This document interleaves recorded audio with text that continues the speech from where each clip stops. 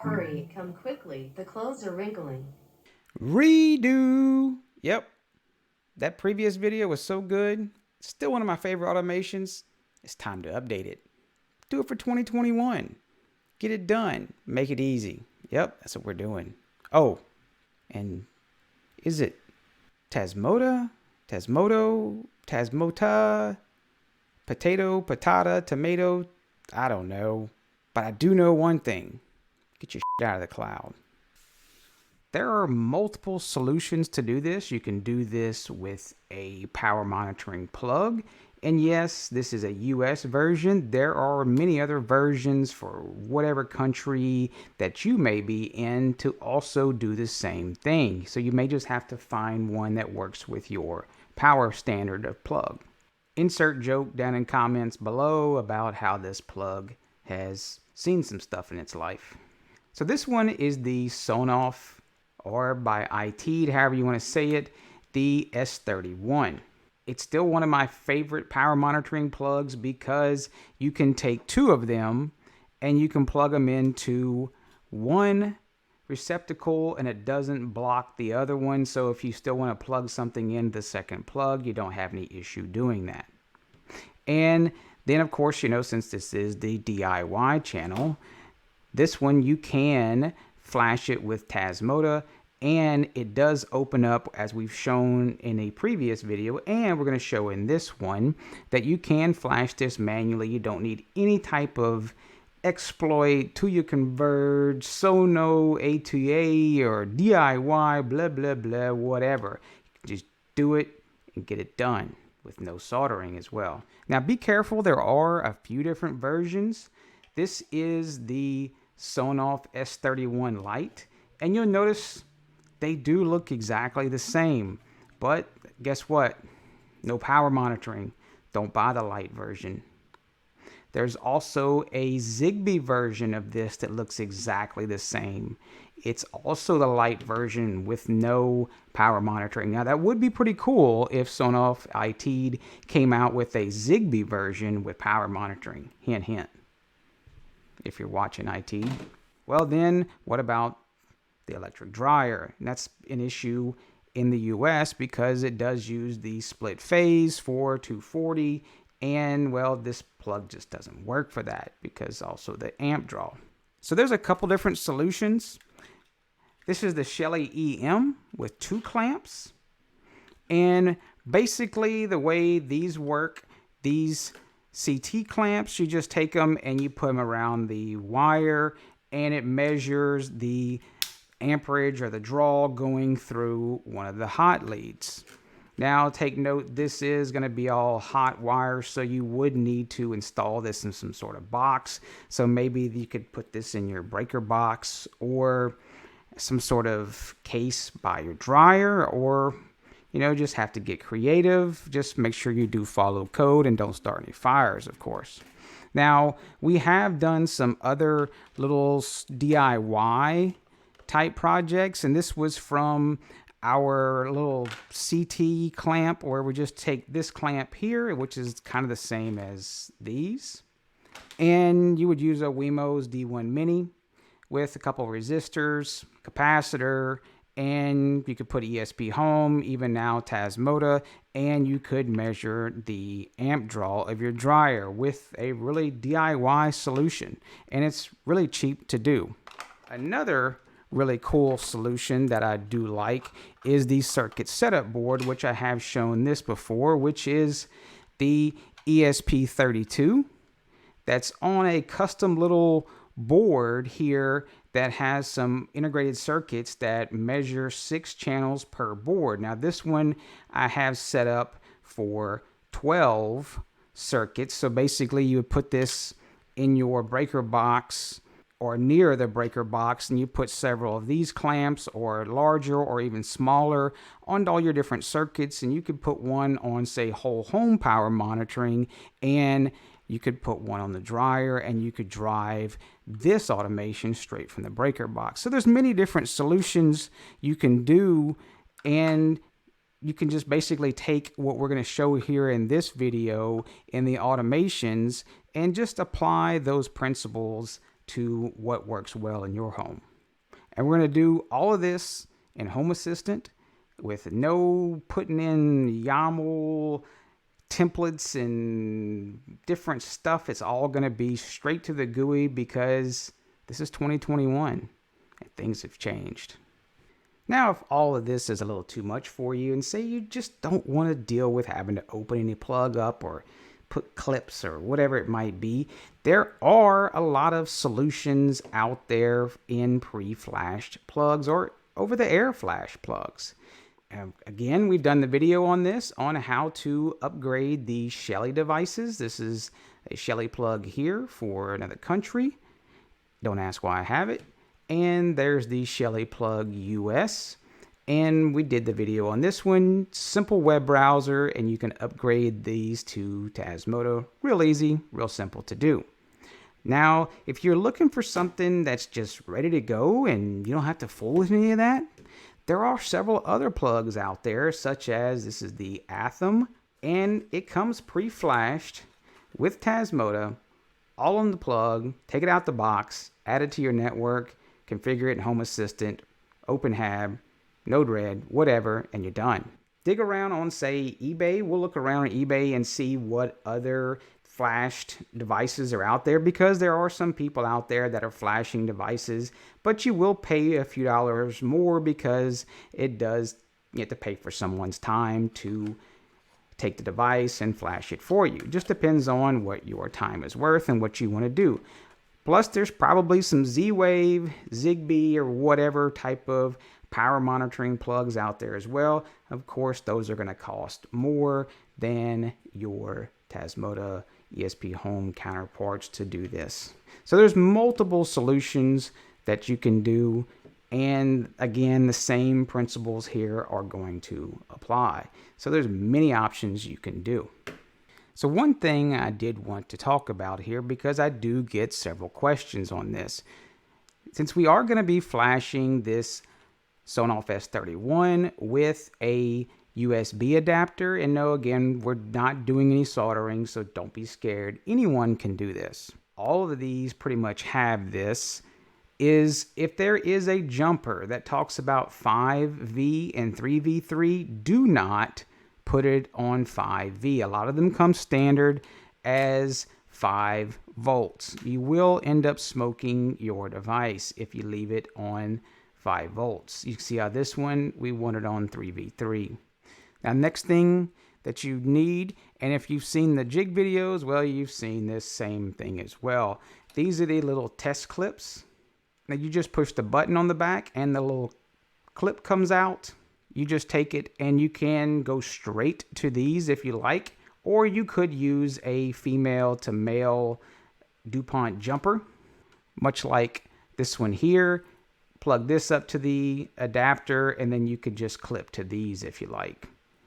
Now, if you're looking for any of the products or solutions or the exact different clips we may have used or flashers, etc., we're going to leave all the links down below. And in full disclosure, they are affiliate links, but there's no additional cost to you, and it does help out the channel. If you don't want to use those links, by all means, not a problem. Just give us a like, dislike, whatever it may be, subscribe, and, well, we'll be happy with that, right? So to open this little bad boy up, guess what? There's no glue. How many smart plugs can you say that about? Probably not that many. One easy way to do it is what you need to do is take this little gray cap off. I don't recommend using a blade. I try to stay out of the hospitals. And if you just take your spudger, and if you can put it in that edge there, and you can just pop this off and just work yourself around and pop this little gray cap off. That's just a little power button. These little slides will just slide out. Pretty cool design and amazing. Phillips screwdriver. Take the Phillips and take your 3 screws out. Grab this here and simply pull this out. That's it. Now, the one part we're going to focus on is this board here. So you'll notice right off the bat, we have VCC, RX, TX. Now, these next 2 pads, that have the RX and TX, that's not your RX and TX to the actual ESP chip. So you'll skip those two, and then we have the ground. You'll come from the back side of the board, and you'll simply hook it over. Now you do want to make sure it's not on the other pad. You'll simply repeat the 4 pins, and that's it. And you say, well, wait, what about GPIO 0? Well, the cool part about this plug, this is GPIO 0. And if you're not flashed one of these before, what GPIO 0 is you do need to hold GPIO 0 to ground, which is push the button. This is the little button here, because this is normally here, and this is the power button. While you're powering this, and what I mean by powering, do not power this by mains. Do not power this by mains AC. Once you power this up using the USB adapter with low DC power, while you're powering that up, you need to hold down GPIO 0 to ground for a few seconds, 3-4 seconds or whatever, and that puts the ESP chip into bootloader programming mode. Kind of like mashing the F11, F12, delete, or whatever it may be to get into the BIOS on a new computer. Now, one thing I like to do when I do this is I'll grab a decent sized power strip that's not plugged into the wall and plug this in, and that gives me a stable platform to work with, and that way this thing doesn't move around the desk. Now, do remember that the TX goes to the RX on the flasher, and then the RX goes to the TX on the flasher. You have to flip them because you're transmitting from here, so this one should receive it, and then when this one transmits, this one should receive it. You can't do TX to TX and RX to RX because then they'll just be bashing their heads. Make sure you got good connection on them. And once you got all your wires hooked up on the Sonoff S31, or if you want to solder it, it's up to you, because sometimes I know those little clips can slide off and can drive you nuts. Do make sure that you're not sliding off and touching some other pad you're not supposed to be. And remember, you do need to hold the button and then plug it in. Then you can let go of the button, and we're using Tasmotizer here. You can use Node MCU, Pi Flasher, ESP Tool. If you use those, do make sure you do use D out as the flashing type. Sometimes those work out a little better because it does show you the full log. If you're running Tasmotizer in Windows, make sure you do run it as administrator. I have had issues with it crashing right as it's trying to flash. Since I had this up before I had it plugged in, you'll notice it may have no COM ports or have some COM ports. I like to plug it in after, and then I can hit refresh, and the port that adds, I know that's the one that is my FTDI adapter or USB flash or whatever you want to call it. So we're COM4. It's up to you if you want to save the original firmware. I don't. I'm not going back. And we're going to do release. You do the full release. Do not use Tasmota Lite because there's a particular feature that's missing we like to use in the power monitoring. And you do want to use erase before flashing. So we'll go ahead and hit Tasmotize.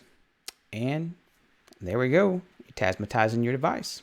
Maybe you had an issue and you couldn't get things right or whatever. Jump on down in the Discord. It's a friendly little chat with a lot of different people hanging out in the community, and the link's down below in the video description, and come hang out with us. You'll learn some stuff. Even I learn stuff every day in there. Process successful. Power cycle the device.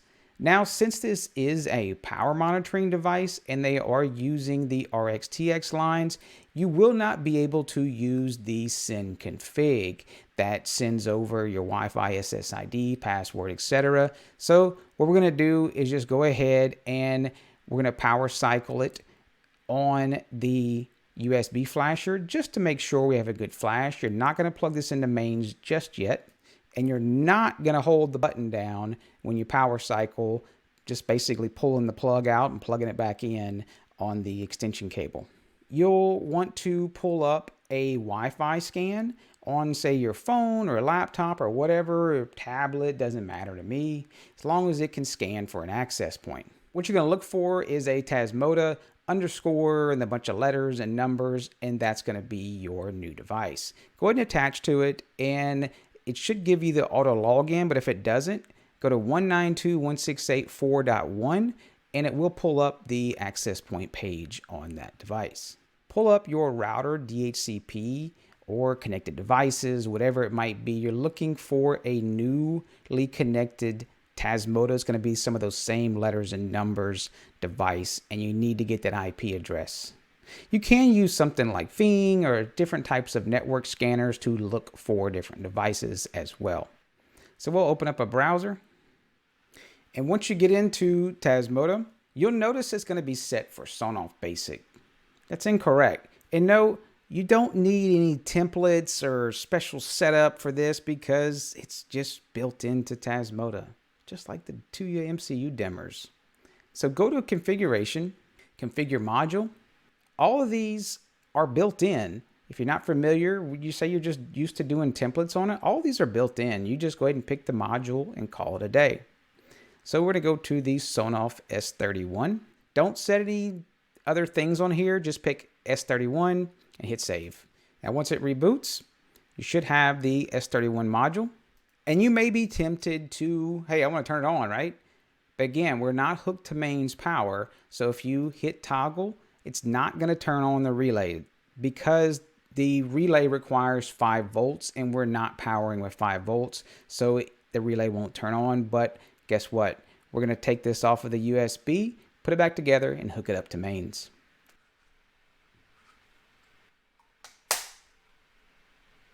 So you may be asking, well, what are you doing with that old dirty incandescent light bulb? And yeah, kids, if you don't know what an incandescent is, well, these little boogers, they probably seem to give off more heat than light itself and just wasted a lot of electricity. But luckily now we've moved into LEDs. But these are perfect for doing a calibration of the power monitoring in a smart plug. If you don't have one of these, that's fine. I know they're banned in a lot of places. They just don't sell them. It's not a problem. You could use a kilowatt to find another source, and make sure don't use something that's going to cycle on and off. That is a pain to try to calibrate the plug using something like that. So that's why I like the light bulb. A smaller LED light bulb is just not going to give you a big scale. So do try to find something that can give you a half an amp or whatever. And well, if you don't really care about the accuracy of monitoring whatever it is, then just put it close enough. So we're back, pulled up the web page, got our lamp plugged in. Again, you can use something else, just know the power specs for that. And you can see we're pretty close on just a regular light bulb. So maybe you don't want to calibrate it, but we're here to learn something. Your plug may not be exactly like ours. And no, just to show you, I'm not going to pull all these commands out my butt and type them in the console. I'm going to go through the documentation for the power monitoring calibration. And they've talked about everything that I already blabbed about, and of course they did it in shorter time. Here's the 3 key commands: the power set, voltage set, and current set. So it's pretty straightforward. The voltage set, if you go into the console, and I know from looking at another plug in my home that is calibrated that the voltage is at 120.5 right now. Then we are using a 60 watt bulb. So we're going to do power set 60 for 60 watts. And give or take, the amperage for that bulb is going to be about 0.48. There's several different calculators on the web. You may be tempted to do 0.48. That's not correct. You'll do current set space 480, and that's going to be 0.48 amps.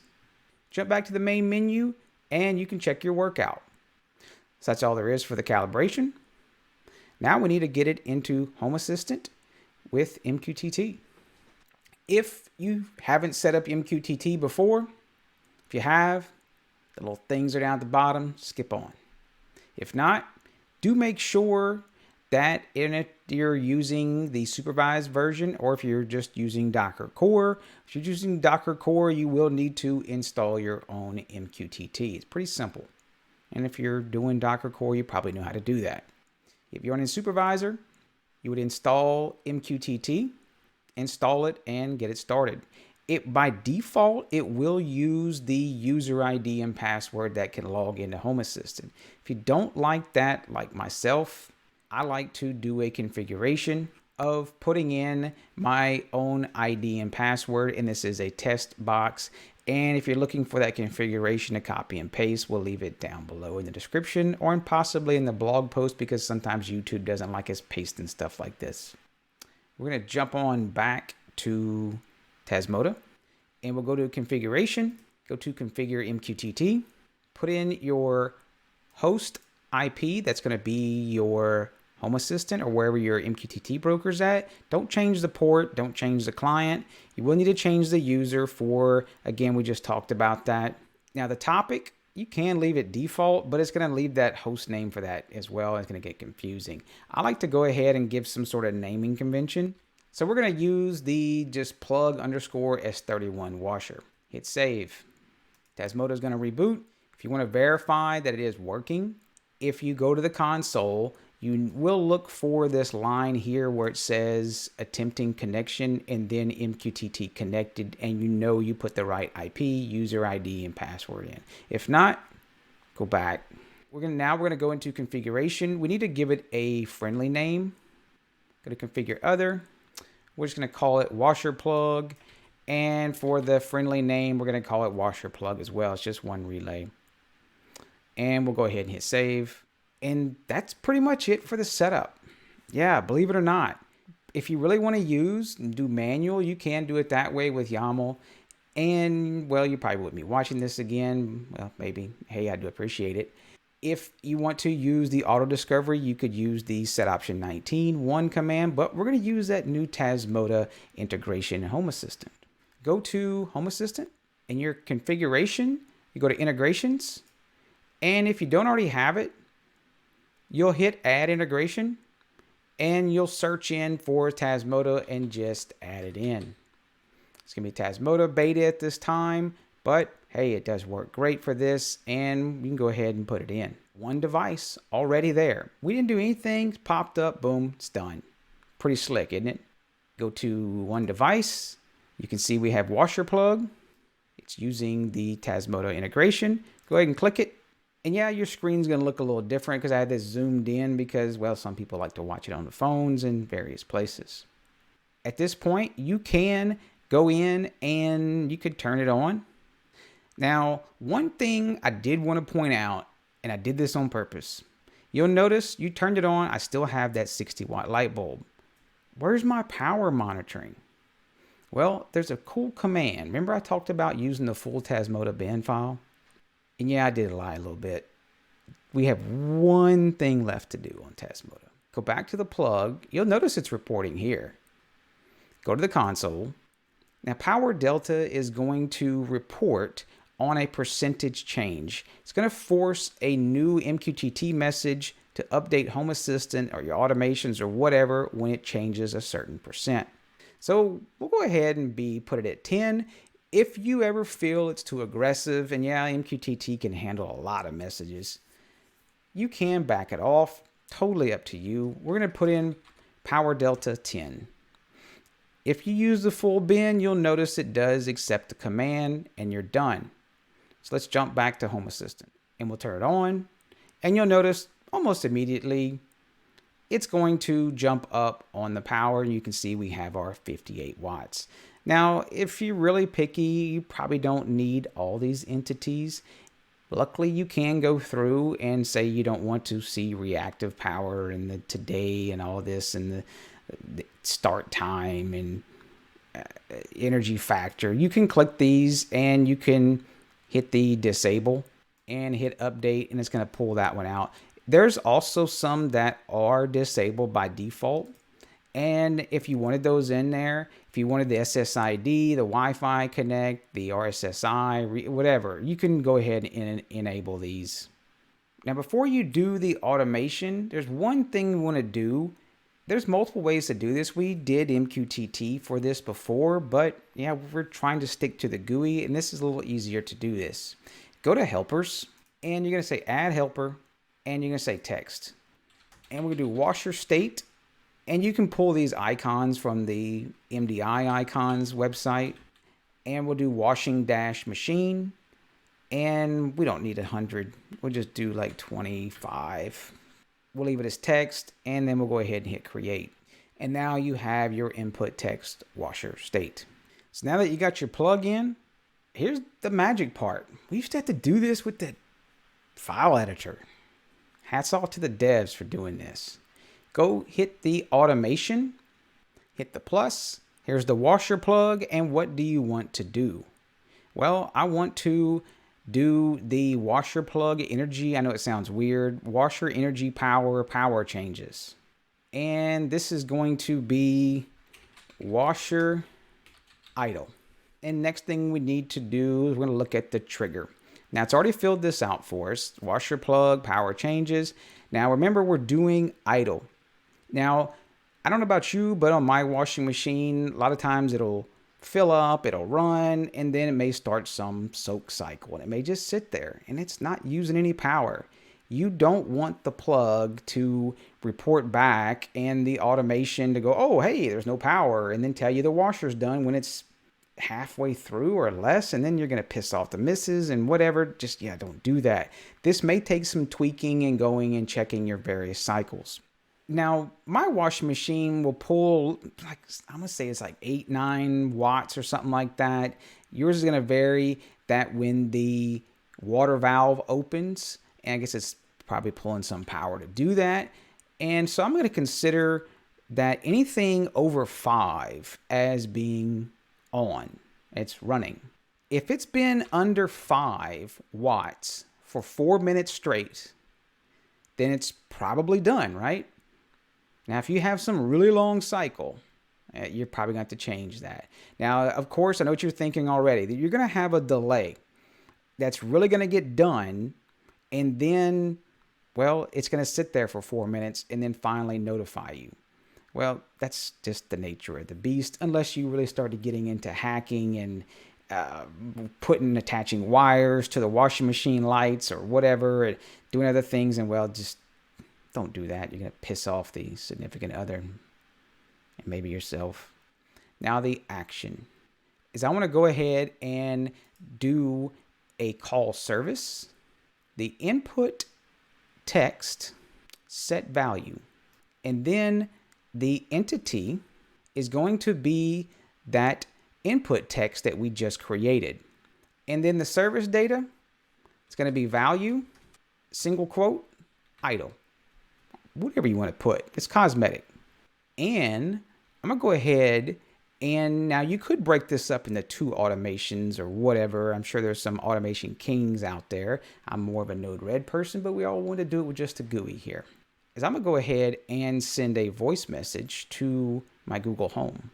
We're going to be looking for text to speech. Now you could do this probably with different other media players, Alexa, whatever it might be. You could do notifications to your phone. There's tons of notification features in Home Assistant. Use the one that you want. Now, I don't know the entity ID for my Google Home, and I'll be using the guest room speaker, which is right here. Media player, guest room speaker. We'll copy that. And the service data is entity _ID media player, and that's my guest room speaker. So we'll put message. And if you really get crazy, there are ways to do random messages. Bonus points for that. I do like doing that in my home for voice notifications. 3 or 4 notifications, and it randomly picks one. Kind of keeps things on the up and up, not as boring, and you know, where you tune things out. And if you really get crazy, you make a bunch of them. So we'll say the washing machine is done, and then we'll hit save. So we'll go back. And one thing I do like to do is go into the automations, and you'll see we have a washer idle, right? And I'll go ahead and edit that one because I'm lazy. No, being efficient. Doing duplicate automation. Just duplicate it. So we'll do washer, washing. So we need to change the above. And you want to do above 4. And yeah, even math is hard for me at times, but you got that below 5 and then above 4, the whole greater than less than thing. Yeah, maybe I even messed it up. But make sure you do delete and don't let it put the 0. I found that if it put the 0, it just wouldn't save the automation correctly. I'm not doing 4 minutes. That would just not for starting. I'm going to do, say, 5 seconds. And you want to change the idle. You don't have to do this one. Maybe annoying, but hey, that's fun, right? Thanks for starting the washer. You're the best.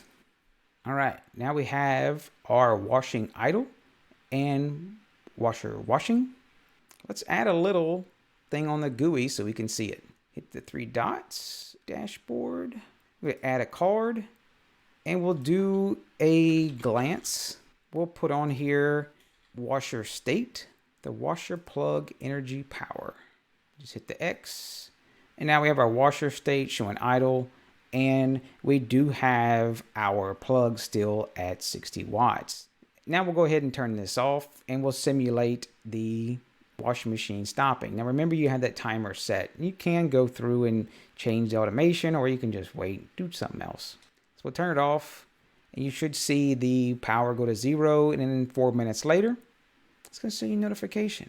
And no, we're not going to make you wait. You can manually trigger the automation if you want, just to test your messages out. The washing machine is done. Thanks for starting the washer. You're the best. Hey, and before you jet, smash one of those buttons down there for us and do appreciate it. And thank you to all the Patreon subscribers. Definitely couldn't do it without you. Bringing new cool stuff to the channel all the time. Thank you. Yep, that's it. Smash it. Smash that button, bell icon, and y'all take care.